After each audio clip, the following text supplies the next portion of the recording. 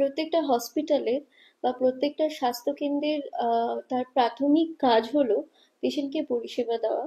তো আমিও আমাদের এই গুডেস হসপিটালেও সেই কাজটাই করে থাকে।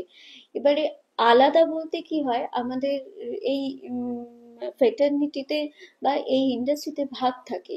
প্রাইমারি কেয়ার, তারপর হচ্ছে সেকেন্ডারি কেয়ার, টারশারি কেয়ার, এইগুলো ভাগ থাকে। এইগুলো ডিপেন্ড করে তার স্ট্যান্ডার্ডাইজেশনের উপর, সে কি কি পরিষেবা দিচ্ছে। এবারে আমি যদি প্রাইমারি কেয়ারের কথা বলি, প্রাইমারি কেয়ার যেখানে একটি মানুষ আহত হলো, আহত রোগীর তার মিনিমাম যে কেয়ারটুকু দরকার, তাকে ব্যান্ডেড করা দরকার, বা তার কোনো রকম ছোটখাটো একটু ঘা হলো সেগুলোকে সারিয়ে দেওয়া দরকার। তো যখন তাকে ওই সেকেন্ডারি কেয়ার বা টারশারি কেয়ারে তখন তাকে ট্রান্সফার করা হয়। তো সেই ক্ষেত্রে সেইখানে বড় বড় যে সার্জারি গুলো হয়ে থাকে, তাই যে মেজর যে ট্রিটমেন্ট করার যে পদ্ধতি, সেইগুলো কিন্তু তার মাধ্যমে দেওয়া হয়, সেই স্বাস্থ্যকেন্দ্রের মাধ্যমে দেওয়া হয়। তো আমার গুডেস হসপিটাল এইটা কিন্তু একটি টারশারি কেয়ার হসপিটাল, যেখানে আমরা রিসেন্টলি আমরা জিটিবি থেকে আমরা অ্যাওয়ার্ড পেয়েছি, সেটা হচ্ছে for the excellency of emergency care and trauma care. আর তাছাড়াও আমরা গ্লোবাল হেলথ কেয়ারে মনোনীত হয়েছি for emergency care and trauma কেয়ারের উপর।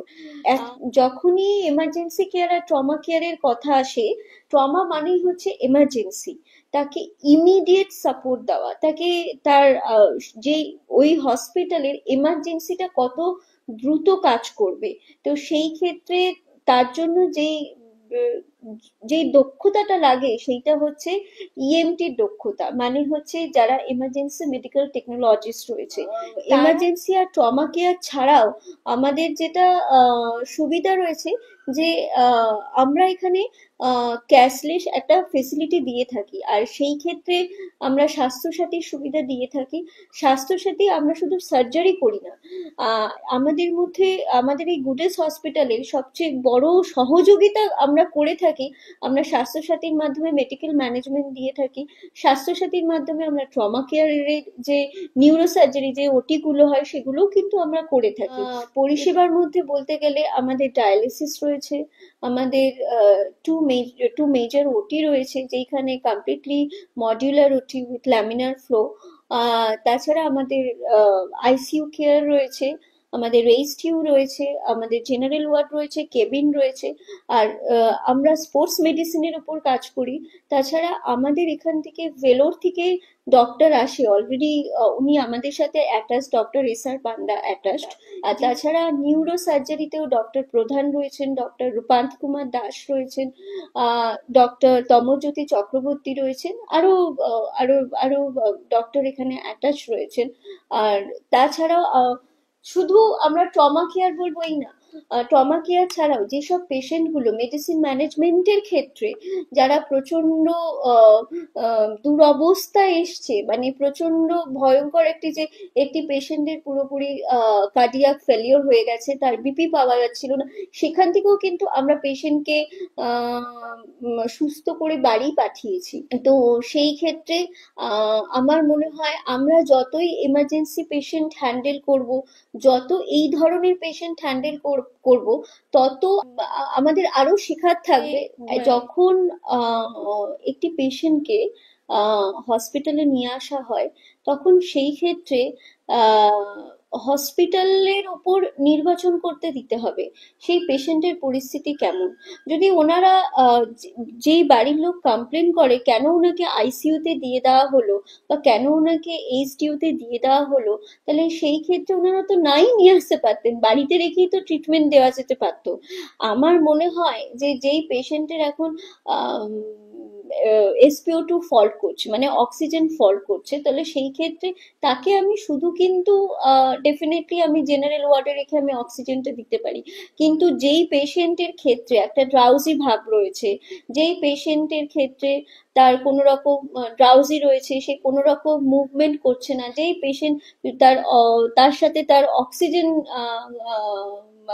SpO2 কমে যাচ্ছে, তার সাথে সাথে তার বিপি ফল্ট করছে, আপনি বলুন তাকে এইরকম ধরনের পেশেন্ট বেশিরভাগ আহ, আসে আর কি, তাহলে তাকে আমরা আইসিইউ তে দেবো না তো কোথায় দেবো? জেনারেল ওয়ার্ডে দেবো? ডেফিনেটলি না।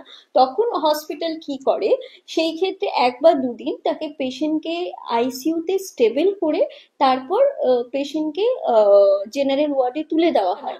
আইসিইউ তে থাকলে একটা হসপিটালের যথেষ্ট রেসপন্সিবিলিটি থাকে, সেই সিস্টারের যথেষ্ট, মানে যিনি নার্স ব্রাদার বা সিস্টার থাকে তার রেসপন্সিবিলিটি থাকে, প্রচুর রেসপন্সিবিলিটি থাকে। এরকম না যে আমি আইসিইউ তে পেশেন্টটাকে ফেলে রেখেছি। তার এরকম ধরনের পেশেন্টকে মানে রীতিমতো 30 মিনিটস অন্তর অন্তর তার বিপি চেক করতে, তার আউটপুট ইনপুট চেক করতে হয়, এগুলো সব চেক করতে হয় সেই পেশেন্টটাকে মনিটরিং করবার জন্য। যে কেউ ইচ্ছা করে আইসিইউ তে কোনো পেশেন্টকে রাখতে চায় না। যে কেন একটা পেশেন্টকে আইসিইউ তে দেওয়া হয়, এমনি এমনি কোনো পেশেন্টকে আইসিইউ তে দেওয়া হয় না, তার সেই পেশেন্টের রিকোয়ারমেন্ট হয় বলেই কিন্তু আইসিইউ তে দেওয়া হয়। দেখুন যেটা হচ্ছে যে আমাদের বিভিন্ন রকম আমাদের এই রাজ্যে স্কিম তো রয়েছে। আমাদের স্বাস্থ্যসাথী রয়েছে। স্বাস্থ্যসাথী ছাড়াও আমার মনে হয় আমরা আরেকটু যদি আহ, আহ, সজাগ হই, কারণ প্রত্যেকটা মধ্যবিত্ত পরিবারই কিন্তু ছোট করে একটা ইন্স্যুরেন্স করিয়ে রাখতে পারে। ইন্স্যুরেন্সটা সত্যিই খুব মানে এখন ডিপেন্ডেবল জিনিস। তো সেই ক্ষেত্রে আমি এটা রিকোয়েস্ট করব, each and everyone they should do this, এই কাজটা তারা করুক। কারণ আহ, আমরা যেইভাবে আহ, সত্যি কথা বলতে আমাদের লাইফস্টাইল আমাদের একদমই ঠিক নেই। সেই লাইফস্টাইল ঠিক ঠিক আমরা করবার জন্য আমাদের ঠিক কতটা হবে সেটাও আমরা জানি না। যখন তখন আমাদের যা কিছু তাই হতে পারে। তো সেই ক্ষেত্রে আমাদের নিজেদেরকে প্রোটেক্ট করবার জন্য, আমাদের নিজেদেরকে অর্থনৈতিক সচ্ছলতা রাখবার জন্য, হ্যাঁ, যাতে আমার কালকে যদি কিছু হয় তাহলে আমার বাড়িতে আমি গদির নিচে কত টাকা জমিয়ে রেখেছি সেই টাকা নিয়ে আমাকে হসপিটালে ছুটতে হবে, সেইটা না ভেবে হাতের সামনে যাতে কিছু কাগজপত্র থাকে, কিছু কার্ড থাকে, সেইটার মাধ্যমে যাতে তারা হসপিটালে চিকিৎসা নিতে পারে। আমি এটাই সবাইকে রিকোয়েস্ট করব। আমি আমাদের হসপিটালের তরফ থেকে একটাই বার্তা দেব, যে সবাই সুস্থ থাকুন। অ্যাটলিস্ট বছরে আহ 2টো করে হেলথ চেক আপ করানো, অ্যাটলিস্ট 6 মাস অন্তর অন্তর হেলথ চেক আপ করানো। আর সেই হেলথ চেক আপের মধ্যে অবশ্যই যেন আপনার কার্ডিয়াক প্রোফাইল, লিপিড প্রোফাইল আর এলএফটি, এই 3টে যাতে অবশ্যই থাকে। তাহলেই কিন্তু, হ্যাঁ, তার সাথে ইসিজি, এক্স রে আর ইকো করতে অবশ্যই ভুলবেন না। আর প্যাপস্মিয়ার করবেন আর মেমোগ্রাফি করবেন, এই দুটো অবশ্যই করবেন।